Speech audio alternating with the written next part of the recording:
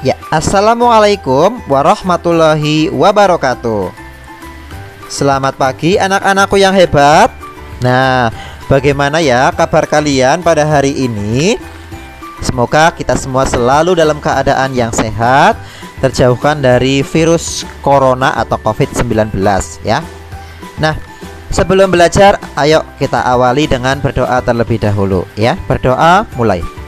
Ya Allah ya Tuhanku, semoga apa yang akan kami pelajari hari ini bisa bermanfaat bagi kami. Amin. Berdoa selesai. Nah, anak-anakku yang hebat, pada hari ini kita akan belajar tema 2, selalu berhemat energi, dan subtema 1, sumber energi.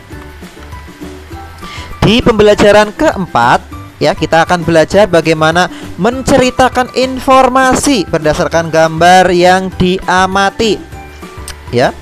Ada sebuah gambar, kita amati, nanti kita bisa bercerita. Ya. Informasi itu dapat diperoleh dari sebuah gambar. Ya. Informasi dapat diceritakan dengan menjelaskan bagian-bagian gambar secara detail dan terperinci. Ya. Sampaikan juga gagasan pokoknya sesuai dengan gambar. Nah, kalau kita melihat gambar yang ada di video, itu ada gambar apa coba? Ya. Apa yuk, coba ceritakan dengan kata-katamu sendiri aja dulu. Ya, ada seorang nenek ya yang sedang apa itu kira-kira ya? Mengambil sampah. Apa itu? Tangan kirinya megang sampah plastik, botol-botol ya. Di tempat pembuangan sampah ya. Berarti ada seorang nenek-nenek yang sedang mengambil atau memilah sampah botol plastik untuk diambil dan dijual kembali, seperti itu ya. Itu adalah contoh cara menceritakan informasi dari sebuah gambar. Nah, menyusun paragraf berdasarkan gambar ya. Gambar seri adalah rangkaian gambar yang menceritakan suatu peristiwa. Setiap gambar menceritakan bagian dari cerita tersebut.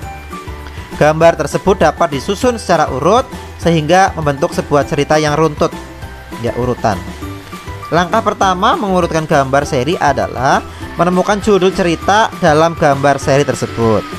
Setelah menemukan judul dalam gambar seri tersebut, selanjutnya adalah menentukan peristiwa pertama yang mungkin terjadi dalam gambar tersebut.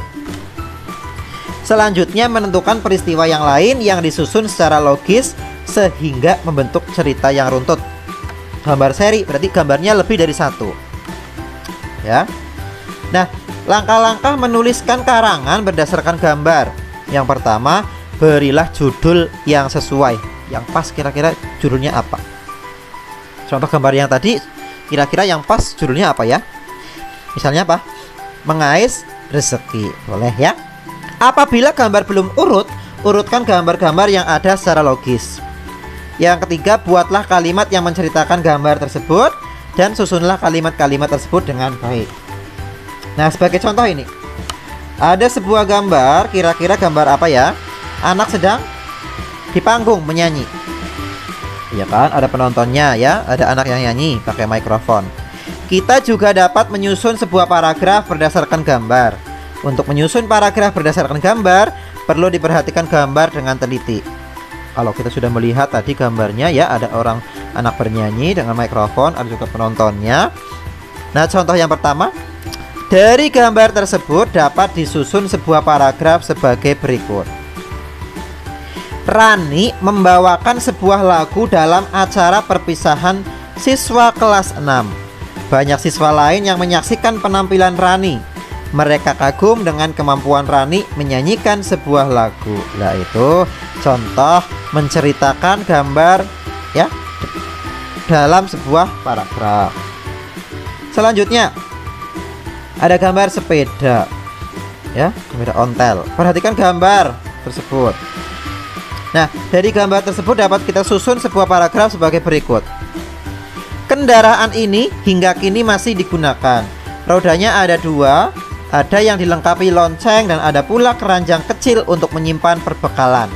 Kendaraan ini ramah lingkungan karena tidak menggunakan bahan bakar minyak.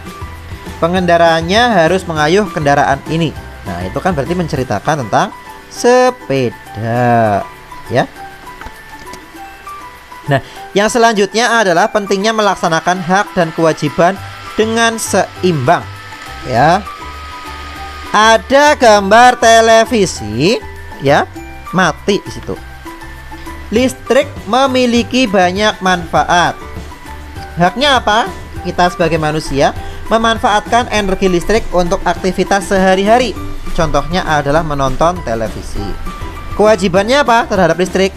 Menghemat penggunaan listrik tersebut, ya. Contohnya matikan TV jika sudah selesai menonton, ya. Kemudian mencuci baju ketika sudah banyak, jangan sedikit-sedikit dicuci, ya, pakai mesin cuci lagi, ya. Makanya itu akan memboroskan listrik. Nah, mengapa hak dan kewajiban itu harus dilaksanakan secara seimbang? Nah, hak itu adalah segala sesuatu yang harus kita dapatkan, sedangkan kewajiban segala sesuatu yang harus dilaksanakan. Kewajiban biasanya dilakukan terlebih dahulu, kemudian barulah kita menerima hak, ya.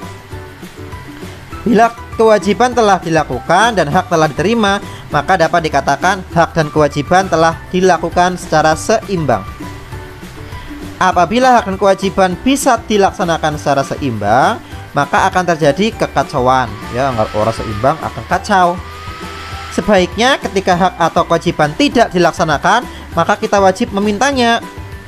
Hak yang tidak diterima dapat mengakibatkan kita tidak melakukan kewajiban. Sedangkan bila kewajiban tidak dilakukan, maka tidak akan mendapatkan hak. Makanya harus seimbang. Haknya dilakukan, kewajibannya dilakukan, kemudian haknya diterima. Dan namanya seimbang, ya. Biasanya kalau kita nggak melaksanakan kewajiban, yuk haknya nggak dapat diterima. Contohnya apa?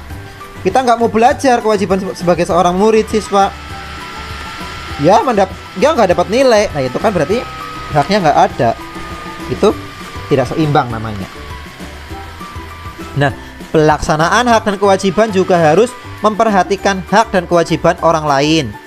Karena kita selalu berhubungan dengan orang lain, maka apa yang telah kita lakukan jangan sampai merugikan orang lain.